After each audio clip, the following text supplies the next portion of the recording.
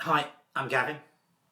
So what I'm going to look at now is another one of the Olympus cameras, and this is the half frame Olympus PEN EE2. See that? Mine's got that little ring on the front there. Doesn't normally come with the camera. It's a step up ring because I put filters on this to shoot tungsten film. Now, what is it? It's a small, compact, half frame camera that uses, it's powered by, like if you've got to see an Olympus trip, a selenium power here, so it's solar powered. You don't need batteries for it. And it also uses, can't remember the name of the focusing system here, but it's one of these ones where it's like done with depth of field, where over a certain distance, basically everything over 6 feet, it'll come to a combination that will be acceptably in focus. So there's not even a focus system on it as such. It's the absolute purity of point and shoot. As long as the object in front of you is about 5 or 6 feet away, it'll be acceptably in focus. It'll adjust its aperture and its shutter speed. I think it's only got 2 shutter speeds to cope with that. Very important camera this. It's really interesting. During lockdown I was reading loads of books, and basically one book led you to another book, and I'm ex-military, so I was I was interested by the Vietnam War, and I was reading about Don McCullum, all that. And and the cameras that were used during that period, Nikons, the Olympuses, and as I was sort of going into this a bit further, this weird sort of group of individuals' name kept occurring, and it was called MACSOG-V, which is Military Assisted Command Group, Vietnam Special. I can't remember what it was. MACSOG-V, Special Operations Group. That's what it was. A special, yeah. Anyway, MACSOG-V. And what these guys were, these were like a combination of Army, Navy, and Air Force who'd been pulled together to wage unconventional warfare on the North Vietnamese, on the Ho Chi Minh Trail, which is where they resupplied. And in those books, I was reading about the MACSOG-V guys, and in those books, they kept mentioning this camera.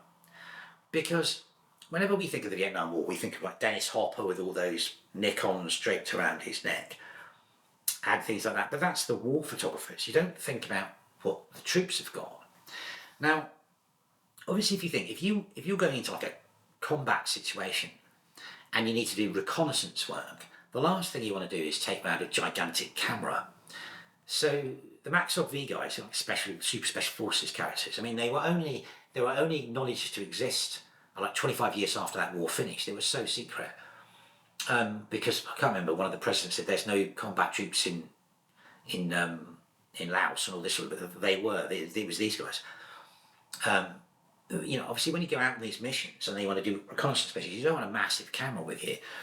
So what they used, they were allowed to choose whatever they wanted to take into the field. And they chose these. They chose the Olympus PEN EE cameras because when they go out today, like, I don't know, B-52 bombers drop loads of bombs and they have to sneak in and do what's called battle damage assessment. They could pop in with this. It's super silent. It fits in your pocket. It shoots, on a roll of 36, it shoots 72 frames. So you don't need to carry loads of film with you.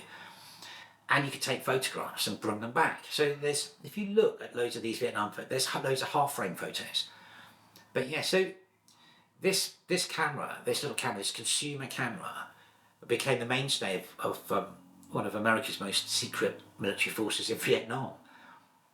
And you can understand why though. I mean, it's really robust thing. It's built really solidly, and it takes amazing photographs. There's no focusing. You just click it. It's near silent when you do it. But yeah, no. I mean, I picked one of the. I think Kodak are reissuing half frames at the moment. They've bringing out a half frame camera. I mean, that's great. Well done, Kodak. But the thing is, there's millions of these amazing pen cameras you can get your hands on, which are much more solid and robust than those plasticky ones that they're selling. And the optics, obviously, they're Olympus optics. So you've got astonishing lenses. Mattiani, who was the father of all these cameras, truly believed that the heart of the camera was the lens. So the optics in these cameras are phenomenal. Anyway, we'll have a very brief look at this on the table, and then I'll come back and finish off.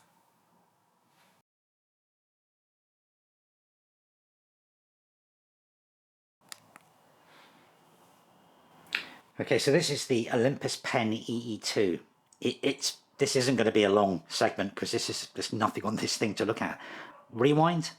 You've got your frame counter over here, which is a lovely sort of gauge type thing, which goes from nothing to 72, because 36 frames, half frame camera, 36 frames, 32.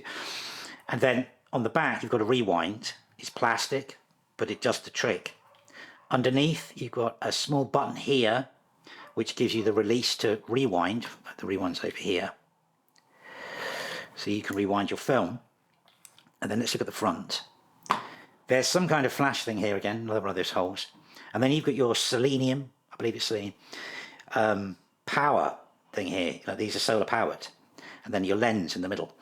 And it's a 28mm lens, but obviously it's half frame. So much like crop digital cameras, it will equate to something like 45 or 40, I don't know.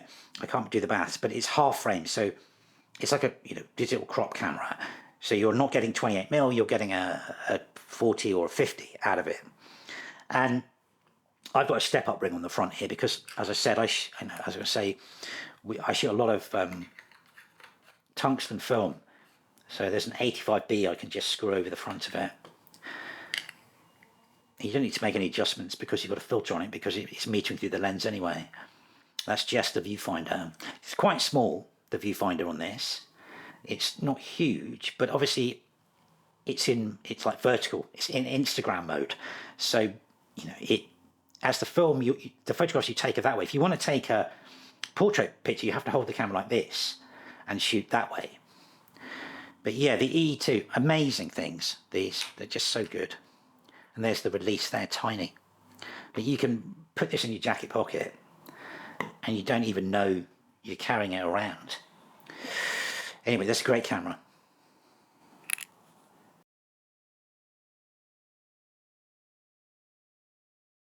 Okay, so there it is, the Olympus PEN EE2. Not much to see. Tiny thing of wonder. I carry one of these all the time because it's the best backup camera you could ever have. It's never going to run out of power because it's solar powered. It shoots 72, and if you want to shoot some experimental film, like say you get some, I get a lot of this. It's like, I don't know, some old tungsten film, Vision 2 500T. It's expensive to buy it. It's expensive to get EC2N developing. So you can shoot it with one of these, and you get 72 shots. And so anything weird, old Fuji film stocks you get your hands on, these are great for that because you get a huge amount of value for money. You can take amazing photos. But now it's a brilliant backup camera. But I just pop it in my, I don't know what I'm going to take. I don't know what the day is going to bring me. And maybe I can't take a big camera with me. This literally goes everywhere with me. It's never let me down. It's fantastic. So I highly recommend these. I really do. As a sort of, not just a backup camera, as a main camera. You can't go wrong with it. Just remember, just keep everything about 6 feet away.